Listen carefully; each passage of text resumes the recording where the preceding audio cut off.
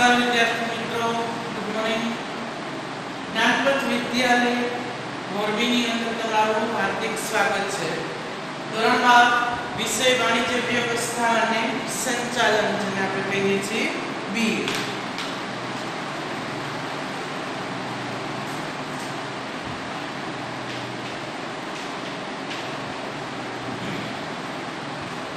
ગયા વિડિયોની અંદર આપણે ચેપ્ટર નંબર 1 નો છેલ્લો ટોપિક ધંધાકીય પ્રવૃત્તિઓનું વર્ગીકરણમાં ઉદ્યોગ વિશે અભ્યાસ કરેલો હતો. યાદ હશે, ધંધાકીય પ્રવૃત્તિઓના 3 પ્રકાર: વેપાર, વાણિજ્ય અને ઉદ્યોગ. ગયા વિડિયોની અંદર આપણે ઉદ્યોગનો અર્થ અને તેના પ્રકારો વિશે અભ્યાસ કરેલો હતો. આજના વિડિયોની અંદર ચેપ્ટર નંબર 2 ધંધાકીય સેવાઓ પાર્ટ 1, ધંધાકીય સેવાઓ 1. અગાઉના વિડિયોમાં આપણે જોઈ ગયા હતા કે વાણિજ્યનો અર્થ અને તેની લાક્ષણિકતાઓ. કે વાણિજ્ય એટલે શું? તો કે વેપાર અને વેપારને સહાયક સેવાઓનો સમૂહ. તો આ જે સહાયક સેવાઓ છે તે સેવાને લીધે આખું અર્થતંત્ર છે ધબધબતું રહ્યું છે, એટલે કે ઉજાગર રહ્યું છે. તેને લીધે ધંધાકીય પ્રવૃત્તિ કરવી ખૂબ જ સરળ બની ગઈ છે. પહેલાના સમયમાં તો કે આવી સેવાઓ છે એ માત્ર ને માત્ર કે ધંધાકીય પ્રવૃત્તિઓ માટે જ થતી, પણ હાલના સમયમાં આ દરેક સેવાઓ છે વ્યક્તિગત રીતે પણ તે લાભ આપે છે. દાખલા તરીકે પહેલાના સમયમાં તો કે ધંધા ઉદ્યોગના નાણાં માટે જ બેંકિંગની સેવા આપવામાં આવતી, પણ હાલમાં તો કે કોઈ વ્યક્તિ અંગત પોતાનું ખાતું ખોલાવીને પણ નાણાંની બચત કરી શકે છે. પહેલાના સમયની વાત છે. હવે આજના સમયમાં તો કે આ સેવાઓનું મહત્વ એટલું બધું વધી ગયું છે કે તેને આર્થિક પ્રવૃત્તિની જે સીમાઓ છે તે ઓળંગી લીધી છે. આ કઈ કઈ સેવાઓ છે તો એની અંદર આપણે જોઈ ગયા હતા બેંકિંગ,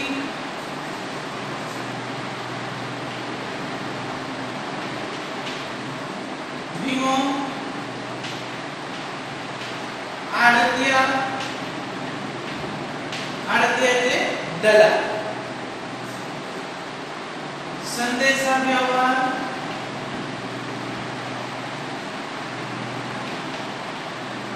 વાહન વ્યવહાર, વખાર એટલે એક પ્રકારનું ગોડાઉન, જે આપણે વખાર વિશે આપણે આ જ ચેપ્ટરની અંદર અભ્યાસ કરવાનો છે. હવે આ બધી સીમાઓ આર્થિક પ્રવૃત્તિનો સીમા છે વટાવી ગઈ છે. તે પોતાનો એક અલગ વ્યવસાયિક વર્ગ શું થયું છે ઉભો થયો. જો આ સેવાઓ ન તો આપણે વિદેશ વેપાર કરી શકત નહીં, વિદેશમાં વસ્તુ ન વેચી શકત, વિદેશમાંથી વસ્તુ આપણે મેળવી પણ ન શકત.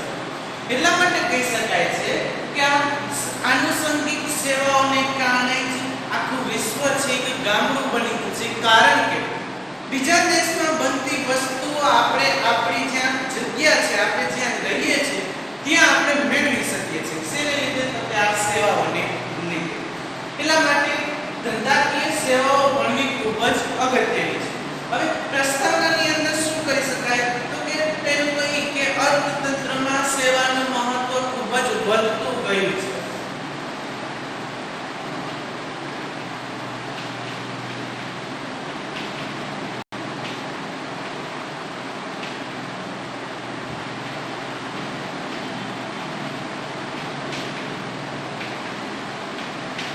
કઈ સેવાઓ? કે આ જે છે તે વેપાર કરવામાં મદદરૂપ થતી તમામ સેવાઓ આમાં સમાવેશ થઈ જાય છે. બીજું તો કે આ સેવાઓ છે આર્થિક પ્રવૃત્તિની સીમાઓ વટાવી ગઈ છે.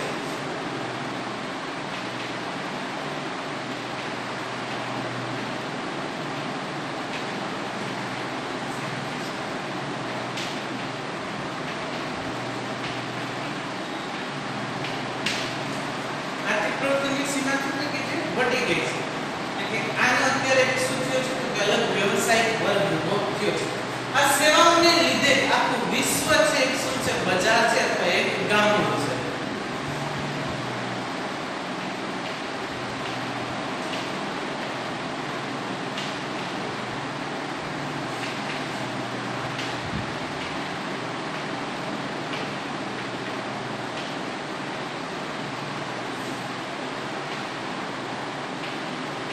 સેવાઓને લીધે જ આખું વિશ્વ એક બજાર બનેલું છે.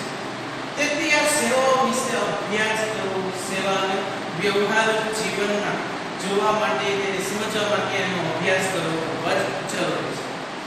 બેન્કિંગની જે સેવાઓ છે આપણે ચેપ્ટર નંબર 3 ધંધાકીય સેવાઓ 2 ની અંદર અભ્યાસ કરવાનો છે. આ ચેપ્ટરની અંદર તો કે વીમો, સંદેશા વ્યવહાર નહીં, વાહન વ્યવહાર, વખાણ, સંદેશા વ્યવહાર એટલે કે ટપાલ વિશે પણ અભ્યાસ કરવાનો છે. આ ચાર સેવાઓ વિશે આપણે ધંધાકીય સેવાઓ 1 ની અંદર અભ્યાસ કરવાનો છે. એની અંદર સૌપ્રથમ તો વીમો. તો તમને બોર્ડમાં એક ચિત્ર દેખાતું હશે કે એક છત્રી છે, એની નીચે પરિવાર છે. જે છત્રી છે વરસાદ અને તડકાથી રક્ષણ આપે છે, એવી જ રીતે વીમો શું કરે છે તો કે આર્થિક જે નુકસાન થાય છે, નાણાકીય જે નુકસાન થાય છે તેનું વળતર આપે છે, તેનાથી રક્ષણ આપે છે. વીમો છે શબ્દ તમે સાંભળેલો હશે, તમારા ઘરના પણ જે મોટા હશે, વડીલો હશે તે તેનાથી પરિચિત હશે કે વીમો શું છે. સામાન્ય છે વીમો એટલે શું તો કે સામાન્ય રીતે કઈ તો બે પક્ષકાર એટલે કે વીમો લેનાર અને વીમો ઉતરાવનાર. વીમો ઉતરાવનાર એટલે કોણ? વીમા કંપની. અને વીમો લેનાર એટલે તેનો કસ્ટમર. વીમો લેનાર અને વીમો ઉતરાવનાર બંને પક્ષકારો વચ્ચેનો એવો કરાર છે. કરાર એટલે એકબીજા સાથે વચને બંધાવો એવો કરાર છે કે જો વીમો લેનારને નક્કી કરેલું કોઈ જોખમ થશે તો વીમો ઉતરાવનાર નક્કી કરેલું આર્થિક રકમ છે તે તેને ભરપાઈ કરી આપશે. તેનું વચન આપે તેને કહેવાય વીમો. એક્ઝામ્પલ જોઈએ. વીમો ઉતરાવનાર એટલે કે વીમા કંપની, વીમો લેનાર એટલે કે ગ્રાહક. વીમો એટલે શું? બે પક્ષકારો વચ્ચેનો કરાર છે. કરાર એટલે વચન. શું? બે પક્ષકારો વચ્ચેનો એવો કરાર કે પ્રીમિયમના બદલામાં એટલે કે વીમો લેનાર છે શું ભરશે? કંપનીને પ્રીમિયમ ભરશે. વીમો લેનારને આર્થિક કોઈ નુકસાન થાય તો તેની ભરપાઈ કોણ કરી આપશે? વીમો ઉતરાવનાર.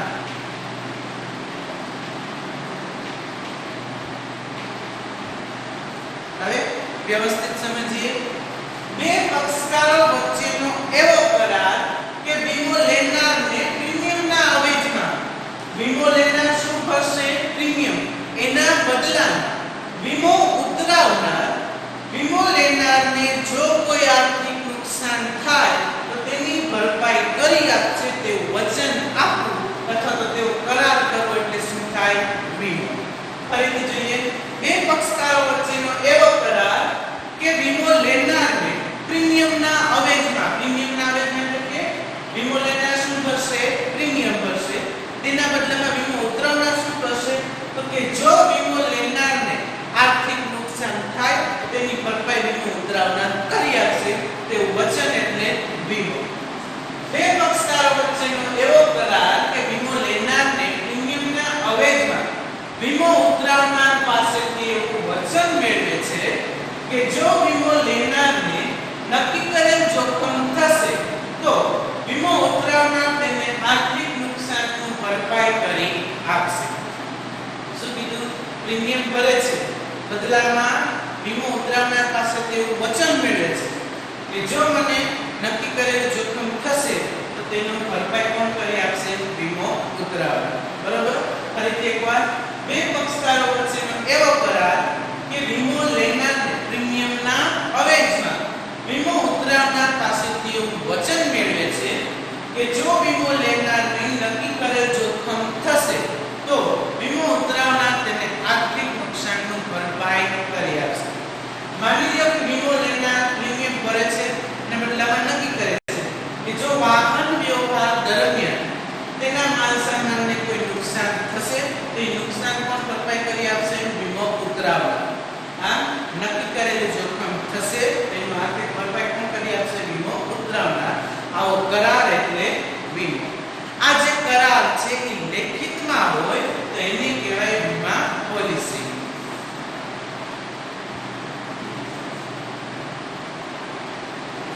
કહેવાય? વીમા પોલિસી.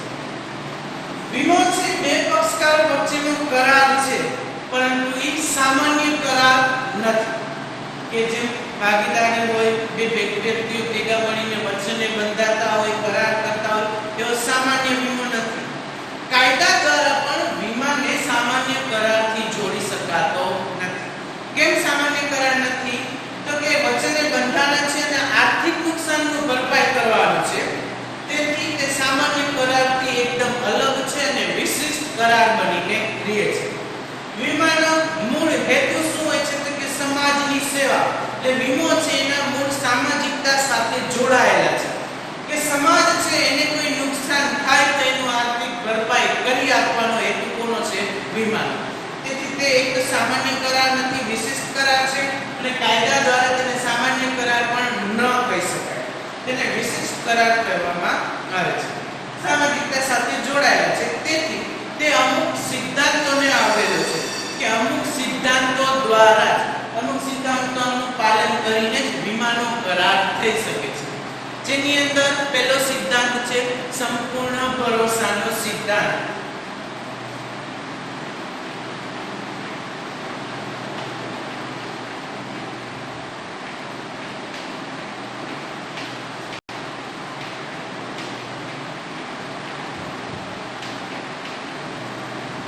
સિદ્ધાંત સંપૂર્ણ ભરોસાનો સિદ્ધાંત.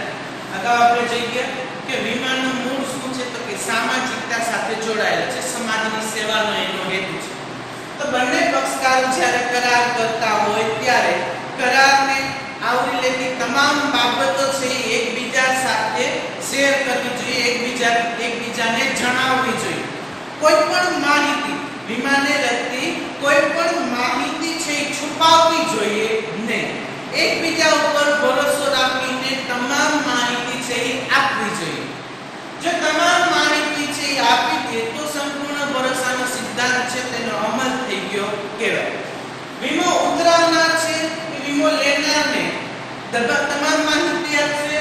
વીમો લેનાર છે એ પણ કોને આપશે? વીમો ઉતરાવનારને તમામ માહિતી આપશે. વીમો ઉતરાવનાર કોઈ માહિતી પૂછવાનું ભૂલી જાય તો પણ વીમો લેનારે સામેથી તે માહિતી રજૂ કરી દેવી જોઈએ. જો કોઈ માહિતી છુપાવીને આ કરાર કરવામાં આવે તો આ સિદ્ધાંતનો શું થાય છે? ભંગ થાય છે અને તેનો જે વીમો છે એ શું થઈ જાય છે? રદ. એ વીમો રદ થાય એટલે આ જે પ્રીમિયમ ભરેલું છે એ વીમો લેનારને પાછું મળવાનું નથી. તેથી પહેલો સિદ્ધાંત કયો? સંપૂર્ણ ભરોસાનો સિદ્ધાંત કે વીમો લેનાર અને વીમો ઉતરાવનાર બંને પક્ષકારોએ એકબીજા ઉપર ભરોસો રાખીને તમામ માહિતી છે એ જણાવવી જોઈએ. વીમો લેનારે તમામ માહિતી જણાવવી જોઈએ અને વીમો ઉતરાવનાર દ્વારા જો પૂછવામાં ન આવે, પૂછતા ભૂલાઈ જાય તો પણ વીમો લેનારે સામેથી તે માહિતી રજૂ કરી દેવી જોઈએ.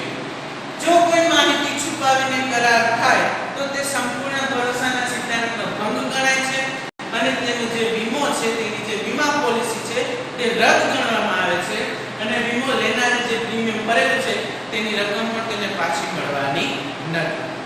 આ છે પહેલો સિદ્ધાંત સંપૂર્ણ ભરોસાનો સિદ્ધાંત. ત્યારબાદનો સિદ્ધાંત છે નુકસાન વળતરનો સિદ્ધાંત.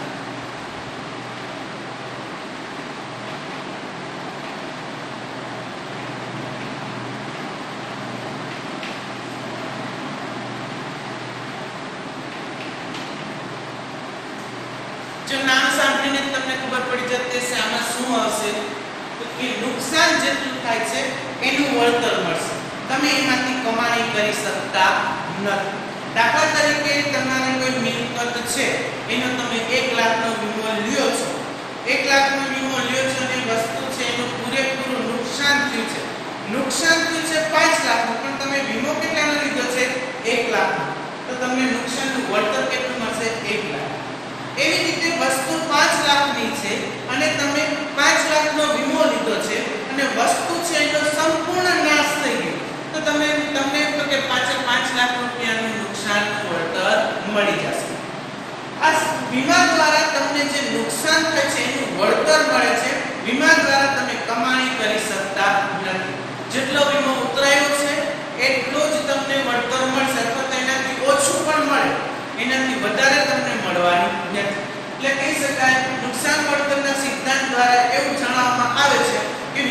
દ્વારા વીમો લેનાર ક્યારેય પણ કમાણી કરી શકતો નથી. વીમો લેનારને આર્થિક જે નુકસાન થાય છે તેનું વળતર વીમો ઉતરાવનાર પાસેથી મળે છે. આ સિદ્ધાંત છે એ જિંદગીના વીમાને લાગુ પડતો નથી, કારણ કે વ્યક્તિનું જીવન છે અમૂલ્ય છે, તેની કોઈ કિંમત લગાડી શકતા નથી. હવે આ સિદ્ધાંતમાં તો કે ત્રણ બાબત મહત્વની છે. પહેલું છે તો કે નુકસાન વળતરના સિદ્ધાંતની અંદર પહેલું છે તો કે વસ્તુ 5 લાખની છે, 5 લાખનો વીમો લીધો છે અને વસ્તુનો સંપૂર્ણ નાશ થઈ ગયો. સંપૂર્ણ શું થઈ ગયો? નાશ થઈ ગયો. તો 5 લાખ રૂપિયાનું આર્થિક નુકસાનની ભરપાઈ પણ કરી આપશે વીમા કંપની. બીજો સંજોગ, વસ્તુ 5 લાખની છે, તમે 3 લાખનો વીમો ઉતરાવેલો છે અને નુકસાન છે એ પૂરેપૂરું થયું છે, સંપૂર્ણ નુકસાન થઈ ગયું છે વસ્તુ. તો વીમા કંપની તમને કેટલા રૂપિયાનું આર્થિક ભરપાઈ કરી આપશે? 3 લાખ, કારણ કે તમે વીમો કેટલો લીધો છે? 3 લાખ.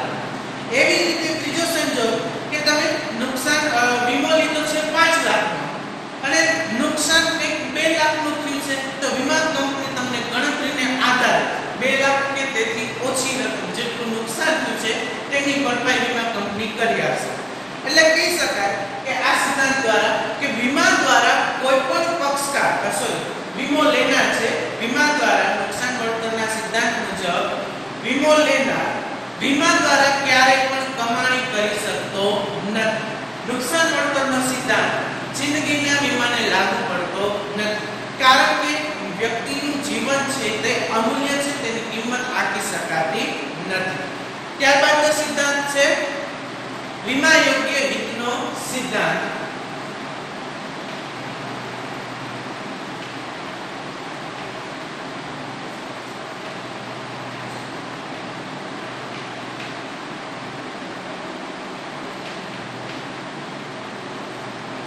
વીમા યોગ્ય હિત એટલે શું? તો કે તમે જે વસ્તુનો વીમો લ્યો છો તે વસ્તુમાં તમારું હિત હોવું જોઈએ. દાખલા તરીકે તમારું ધંધાકીય એકમ છે, બિલ્ડિંગ છે, એનું તમે વીમો ઉતરાવો તો તમારું હિત એમાં છે. પરંતુ તમારું બિલ્ડિંગ છે તમે કોઈને ભાડે આપો છો તો ભાડુઆત છે તે બિલ્ડિંગનો વીમો લઈ શકતો નથી, કારણ કે તેનું તેમાં હિત નથી.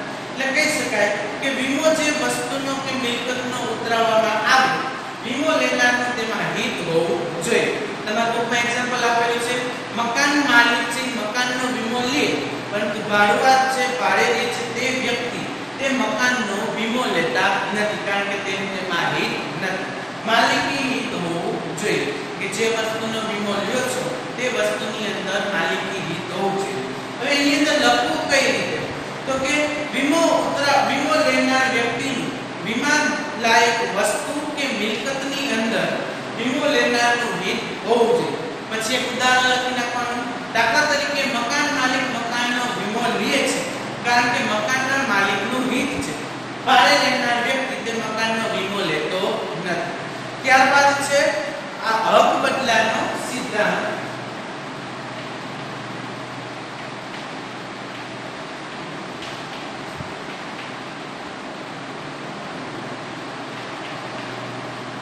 હક બદલાનો સિદ્ધાંત.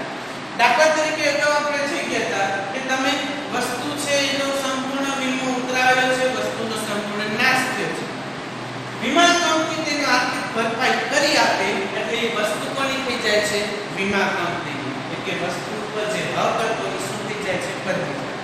દાખલા તરીકે તમારી કાર છે, તમે કારનો 5 લાખનો વીમો લીધો છે, કારને સંપૂર્ણ નુકસાન થયું, વીમા કંપની તમને આર્થિક નુકસાનની ભરપાઈ કરી આપે છે 5 લાખ રૂપિયા. તો હવે જે ભંગાર પડેલી ગાડી છે, ભંગાર પડેલી કાર છે, તેનો માલિક કોણ થઈ જશે? વીમા કંપની. એ શું થઈ જશે? હક બદલાનો સિદ્ધાંત. એટલે કહી શકાય હક બદલાના સિદ્ધાંત દ્વારા વીમો લેનાર જે વસ્તુ કે મિલકતનો વીમો લે છે તેને કોઈ સંપૂર્ણ નુકસાન થાય છે અને વીમા કંપની તેનું આર્થિક નુકસાનની ભરપાઈ કરી આપે તો તે વસ્તુનો માલિકી હક વીમા કંપનીને જતો રહે છે. આ થશે હક બદલાનો સિદ્ધાંત. સામાન્ય કરારથી કેવો કરાર છે? વિશિષ્ટ કરાર છે. તેથી આ તમામ સિદ્ધાંતો દ્વારા વીમાનો કરાર થાય છે. પ્રશ્નની અંદર પૂછાઈ શકે કે વીમો એક સામાન્ય કરાર નથી, વિશિષ્ટ કરાર છે, સમજાવો. તેની અંદર શું લખાય? તો કે વીમાના હેતુ